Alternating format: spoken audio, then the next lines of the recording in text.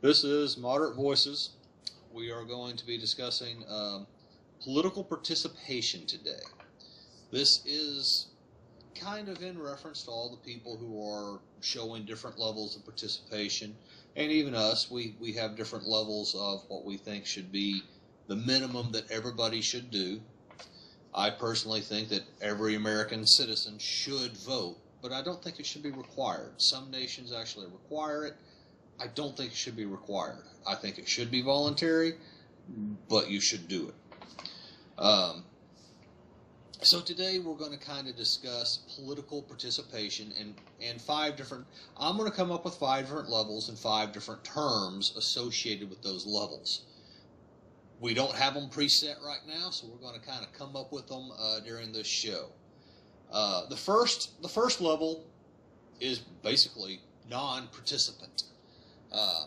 These are people who don't vote, they don't do anything but complain. They do complain. It's perfectly okay to complain, but they do not participate at all, and they're a non-participant. The next level, in my opinion, is going to be minimal participant. These are basically people who, oh, there's an election on Tuesday, I should go and read the ballot and see which way I want to vote on it. And they go and vote, and they read the ballot, and hopefully they understand it, because sometimes those ballots are not as straightforward as you would hope. Then you have the third, which I don't really have a term for it. These are people that they know when the election is. They, a month before, when the newspaper prints the ballot, they get the ballot in the paper, they fill out their mock ballot. If they have an issue that they're not quite sure about, they go in and they find out more information. They actually read the bill. They talk to the different organizations that are pro and con. They pay attention to who's pro and who's con, and they're trying to vote. Essentially, they're trying to make a well-reasoned decision when they go in and vote. But still, it's just one vote. They're not although they are probably talking to their circle of friends, their circle of family, and weighing down to try to make a decision within their, and as you've stated before, the fuzzy group that they are a part of, they're not telling anybody in the group necessarily how to vote, but they're getting people's opinion, they're expressing their opinion, and they're trying to get a consensus as to what everybody believes, but they're not really trying to tell anybody how to vote.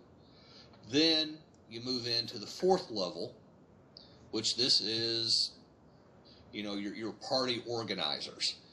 And I'm kind of keeping this kind of local.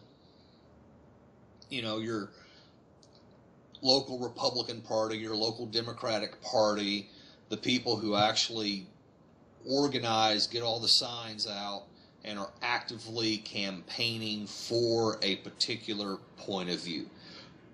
Marijuana is actually not a bad example of this. The people who get their little clipboard and their little sign-up sheet and go stand on the corner and go sign this sheet so we can have this ballot on the measure. I would consider those level 4. What do you think about the people that signed the petition? Yeah, they're... No, in the flip side, what do you think of the people who signed the petition? Would they fall in? So level 1 is non-participant. But I mean, level 1 people might sign a petition for that. Would you then consider them being somewhat politically active at that stage? I would still consider them non-participant, because when it actually comes time to cast a ballot and make a decision, they're not going to go make a decision. Yeah, they will say, yeah, people should vote for it, but they're not going to go vote for it. Okay. Because because a lot of people will sign those things when they cross over them in a parking lot or at the place. They may sign a petition, but they don't actually vote, but they'll sign it because they think it's a good thing. And they may even be registered voters. That's actually what throws off some of the signatures problems is, when they take them in to be checked, all those people should be registered voters, otherwise their signatures don't count. So they can throw off their signing count. So in a way, they're actually kind of like negative participation. So, just kind of backing up a little bit. What did I call the level 3? You didn't have a name. I didn't have a name. I did not have a name. So we need to come up with a name for the people who are not necessarily trying to tell anybody how to vote, but they're discussing it. They're discussing it with their friends. They're discussing it with their family. Well, they actually know the issues. I would call them responsible. That'd be the nice, simple name. Responsible citizens. Responsible citizens, because they're not. Yeah, they're just citizens. They're there as part of their citizens. Responsible out of that, and just call them a citizen. You could, but I think going for the responsible level is a little stronger statement. That's personally, I would think of them that way, because they're taking responsibility for their citizenship by being aware of issues and voting their conscience. So what's your top level? Is that the? Well, we haven't got to the top level yet, and the 4th level is active participant, because these are people who actually go out and either put signs in.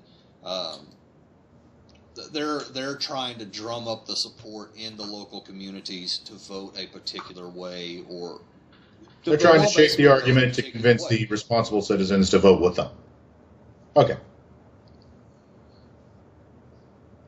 So then, 5th one would be. What is the 5th one? I don't know. You're the one who said you had 5. I did. I guess you because you want, like, 4 was your local active participation. 5 would be on the national level. No, I really don't want to go national level. Maybe state level. I guess. Although honestly, within a state, people who are active in their local community regions are also the same people who are active in the state stuff. So there's not much distinction there, if at all, between that level of person. You could almost say 5 is your politician.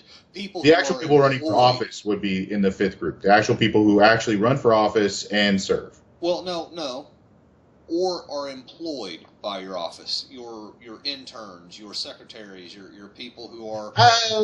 Well, you can employ people and then them not actually be any better than a step 2, whatever your second. That's true, because I know local senators have media relation people who basically really it's just a job, but they're not. So I mean, honestly, the 5th level should be instead of just organizing and actively trying to make stuff happen, be the person who's coming up with the issues and trying to push stuff forward, and actually be the representative or senator or governor, county commissioner. Or not even that. Be the face of the issue. Well, yeah, which ultimately comes down to, I don't know if face of the issue is equivalent. A face of the issue could be equivalent to the actual politician himself. Because if I'm not trying to necessarily discuss politicians, I'm trying to discuss, well, just to kind of lay it out, in Oklahoma we have the ballot measures, which could, in Oklahoma, have a little bit more effect than necessarily who we elect. Because, I mean, in Colorado, that's how you got legalized marijuana, it was a ballot measure. Yes. When you have a ballot measure, usually you have an organization that is one side, and a person comes out as, being supporting of that particular position. And you could. And that's a morphing, I think, between your 4th and 5th level. I think that's also more of a 4th level situation, because there are still a group. The 5th level are going to be your, there is an official head of the person that's making this happen. I guess the distinction for me between a 4th and a 5th level person, a 4th level person right now, there's no ballot measure, there's nothing going on. A 4th level person, there will never be a ballot measure. A 5th level person will actually get the people together to begin with and press to get the measure on the ballot. So they will. So your 4th level person, you actually, your original description of them, I thought that's what you meant them to be, but you actually just mean them to be worker bees? Yeah, to some extent, worker bees. So I don't know if I would really classify that. I personally would put that not that high up on the hierarchy. I don't know. Because are they really that better than the responsible citizen? No.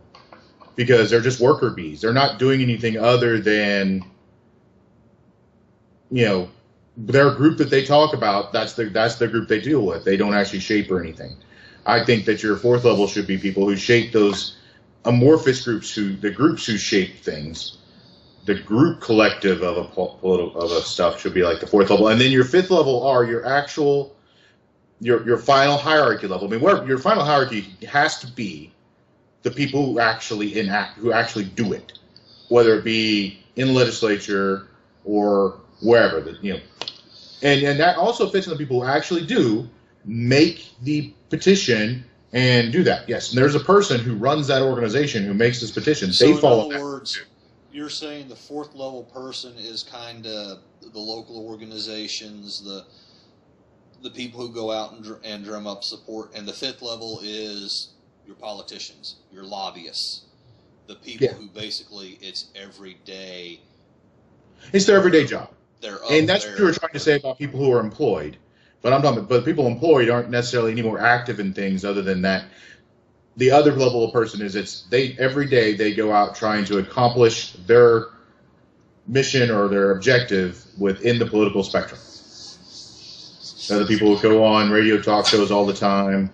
Well, the Sean Hannity, like mine's, because I was going to think about that. What would you consider the talking heads of the? They're in the fifth. They're in the fifth level. They're actively on a daily basis. That's their life. Their entire life revolves around shaping people's opinions. The fourth level. And what would we call that fifth level? Would that level be? I don't know if it really. I mean, name wise. I mean. Like names. I know you like names. I'm not as big on names as you. Labels matter. Words matter. They do, but that's why giving a label or giving a name to something is not necessarily good. Because then then whatever you're talking about takes on the label, and then it changes. Labels do limit things.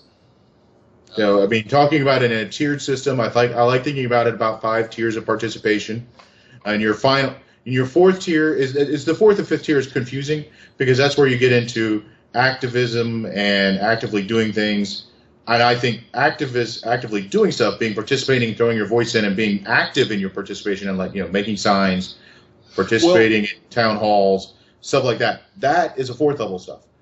The shaping and the creating of the idea, and as you said, being the figurehead, that's your next level up. They're not just those people who are like, oh yeah, that's a really good idea. Let's do this. Let's do this. Let's do this. Those people are different than your regular standard citizen. Those people are on another level, but they're not. The next level up, the person who actually comes up with the idea of, the state of Oklahoma, the person who actually thought of the state question and tried to push through the thing to minimize although they're trying to fix it now, but to minimize we could almost say, because listening to you kind of describe it, to some extent, the top end is a political leader, whether that's necessarily a politician, a face on the TV, a voice in a group. It's someone who is getting out in front of a group and motivating that group to actively participate.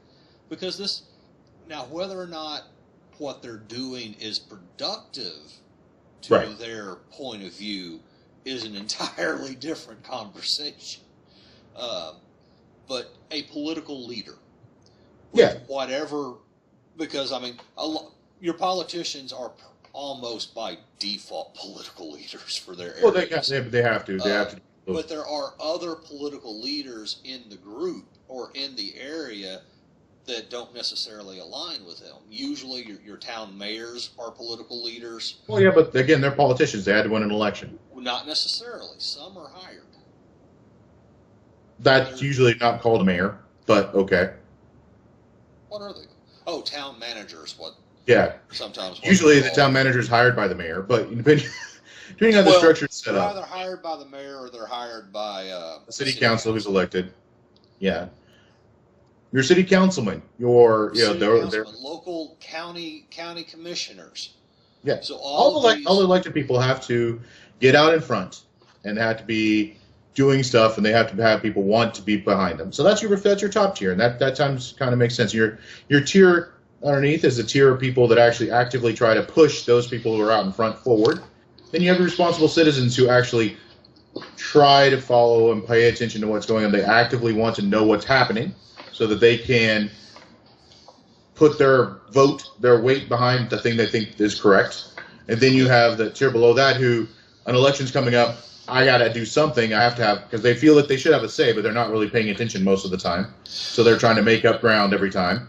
But they're at least still participating. And then you have your non-participants, you people that just don't care. And although I think that might be a little bit loose on that, but even if you don't participate, you really don't care if you don't vote.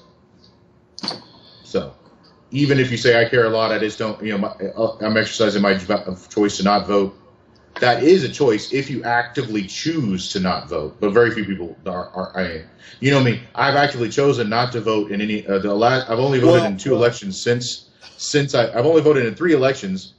For president. Now I voted in all the other elections I could vote in, but for presidential elections, I voted for Bill Clinton first time around. Didn't vote for him second time around. Didn't vote for anyone second time around. I didn't vote again until Barack Obama's first time. And you think I voted for Obama, but I didn't.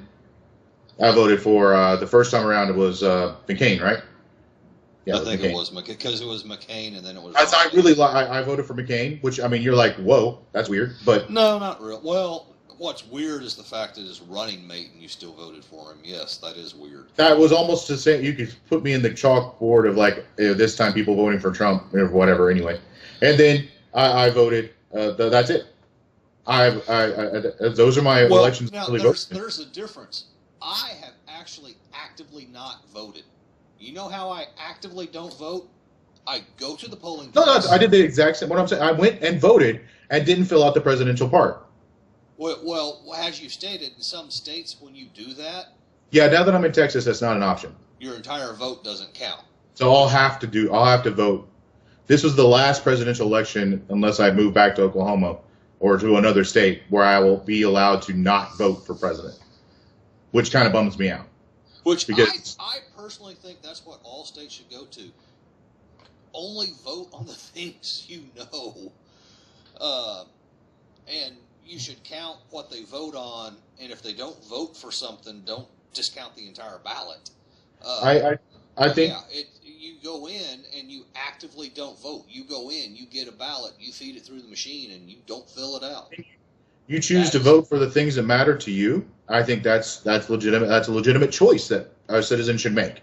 You're actually making the choice. Yeah. You go in like, I only care about the school bond issue, these 2 state questions. That's it. I don't. The other stuff, not important to me. Well, I'm voting for these things. Not necessarily that it's not important, because everything on the ballot is important. It's no, you didn't catch me. It's not important to you. Well, yeah, you have made the decision that it is not important to you.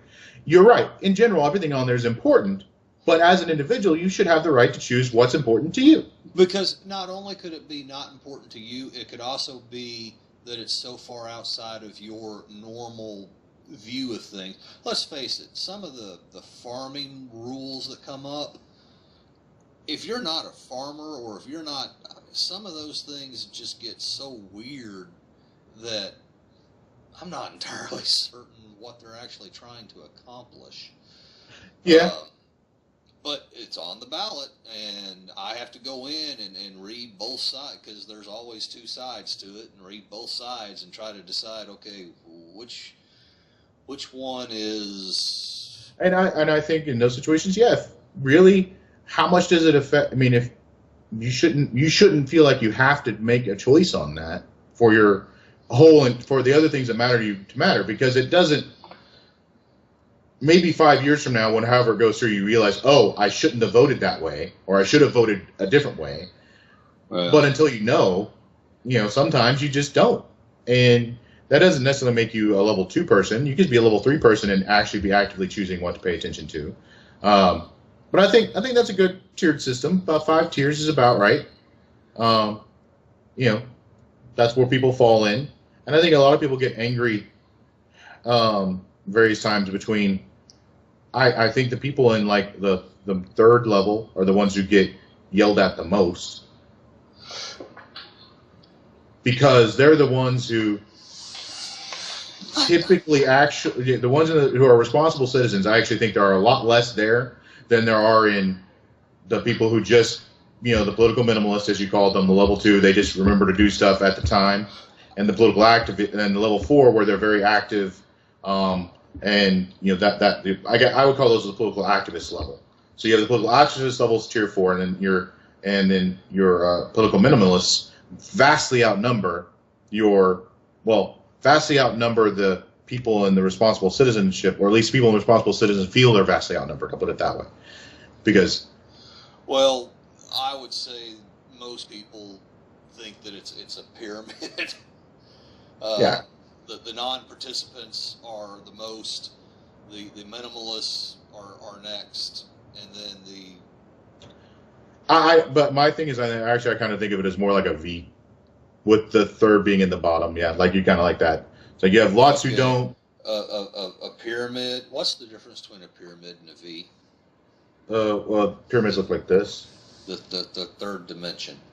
Oh, no, upside down pyramid. Yeah, you said this. This is not a pyramid. Yes, and actually, that's not really a pyramid in general. I don't know. You could go with bell curve. You could tell me it's a bell curve. That would make a lot of sense. It actually could be a bell curve, but I still think it's probable. It might actually be a bell curve to where more people are kind of the responsible citizenship. But but because they're responsible citizens and they actually view things. We talked about this before. The moderate thing, our moderate voices. I personally feel the moderates in the world outnumber the extremes. They're just not very loud. Yeah. Because they like to reason things through, whereas your activists are actively doing their thing, and your non-caring participants or your minimalists, they just complain about the other side yelling at them what to do.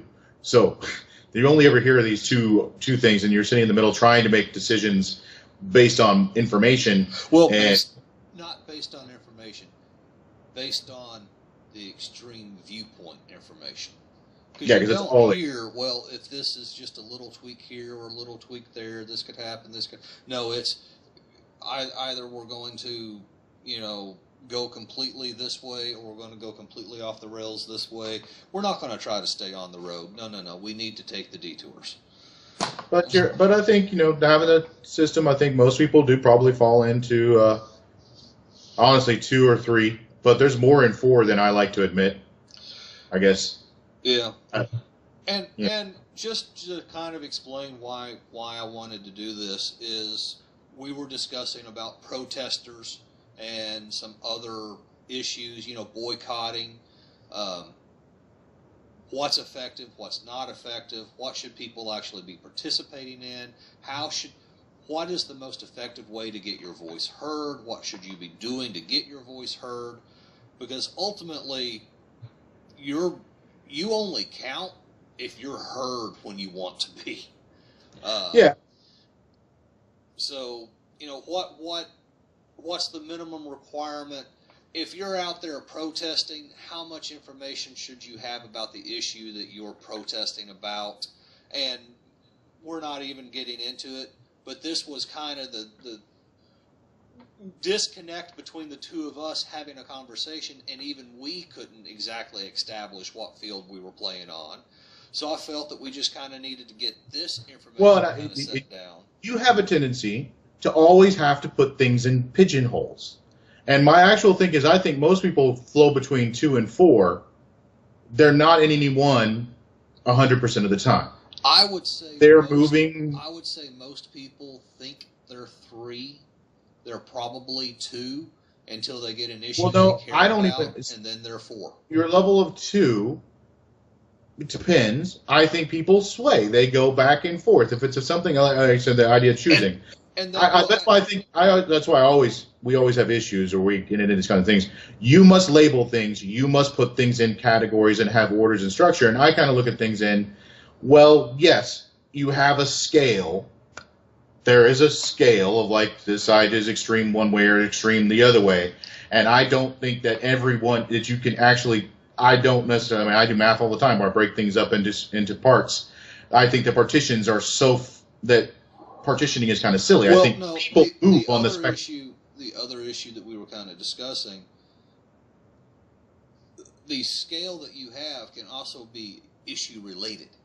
So Yeah. somebody who is in the legalized marijuana camp can be all about the legalized marijuana and could be a 4 every single year, every single day. Everything else, they're a 1. Well, and that's why I want to stress the whole people should be allowed to choose the things that matter to them, and that is actually part of the wonderful thing about democracy. The problem is that you have issues and other people have issues with those people arguing over one issue, like, well, you don't do anything else about this other stuff that matters. Well, No, it doesn't no, matter. actually, I don't have a problem with that. I think our 2-party political system has a party with that, because you then have to pick the party that sides with you on that issue, and Yes. by picking that party, you basically endorse everything else that party endorses. And there's a lot of people angry about that. There's a lot of people that don't like that aspect of things, and they'll tell you that, but because they feel so passionate about that one issue, that they feel they have no choice. And they don't have a choice. Our current political system doesn't allow And, them to have a and choice. we talked about the multiple different political systems and multiple different parties. The thing is about this, if you're super passionate about one and only one issue, and you care about other issues, but they're not the things that matter to you, like on a huge basis. The one that always bothers me, I don't like people that make decisions based purely on abortion, but a lot of people do. Abortion rights and, whatever. That marijuana. is... I mean, that is the only thing that matters. That I don't know if that'll ever, because that's how people think, you're never going to get that person that fits. Are you just not like, is there going to have like a one issue party? I mean, you can't really do that. The person's going to have to deal with all the issues. So it does run into a bit of a problem of how do you get them to pay to, and I think a lot of people think, I was talking about like, people trying to raise awareness of an issue. They feel they need to do that because a lot of times all they hear people talk about are other issues that only matter to them. So they feel they need to make sure that you don't forget about the issue that matters to them. And, I think protesting is an effective way of doing things if it's done the right way, if you stay on point, but the whole issue is a massive protest one day and then nothing for the rest of the year. I'll forget about it in 6 months. That's why people who do that try to have it to happen all the time. Yep, they try. They really do push for it to happen more often. They really do. Keep the protest going. It doesn't always work. They don't always carry it through, but so this is kind of our terms. So, and let's just kind of go over them again. We're going to go non-participant is a level 1. A level 2 is a minimal. I went minimal participant. You went politically minimalist. Which one do you want to settle on? I think they're both essentially the same. The same thing. It doesn't. I mean, again, I'm not as big into labels as you, so you check the one that you think works. Because okay, I'll go with one. And then a responsible citizen is 3, and then an active participant, and that's many different levels with that. And then our last one is political leaders, basically people who try to get out and on their issue they care about, they're trying to drive the whole conversation. Yeah. Or not necessarily drive the conversation, but they're trying to engage society. Well, they're trying. Speaking of legitimately, I think you would say they're trying to engage the people who are political active participants to follow them. Yeah, they're trying to get the active participants to follow them, to convince other political leaders that their opinion is correct and this is the best way for society to move forward. All right, so those are our terms. So when we start discussing protests and different levels of, actively participating on different issues, we'll refer back to this, wrapping our head around it, because I personally believe that if you were going to be an active participant on an issue, you should start kind of learning who your representatives are on a state level, not necessarily on a national level, but definitely on a state level. And I'll be honest with everybody. I think, well, I get the little note from my state representative every year, and I know the district that I'm in for my state senator. I couldn't tell you their names. I couldn't tell you their contact information. Yeah, and that's most people fall into that category that don't actively participate in the state's party mechanisms. Yeah. And as the Republicans are, as the Democrats are learning, and because the Republicans have figured out, there's a lot more power on the state level. Well, it's we can talk about that another time. But yes, there's going to be a reckoning for the Republicans on this, I believe, in 2018 and 2020, which is only going to further cause issues. So, but we should wrap it up there. We kind of have kind of touched about what we want to touch on this time. We'll come back and talk more about how these play these ideas of what different levels of people's participation are play into issues currently happening within, major issues that people talk about all the time in the news. Like, I think a lot of the stuff we're trying to establish some baselines so that when we talk about these things, we actually have like some basis to talk from. So, right? Because that's basically it. Because you read your stories, you hear the news, and you're like, I don't know what's.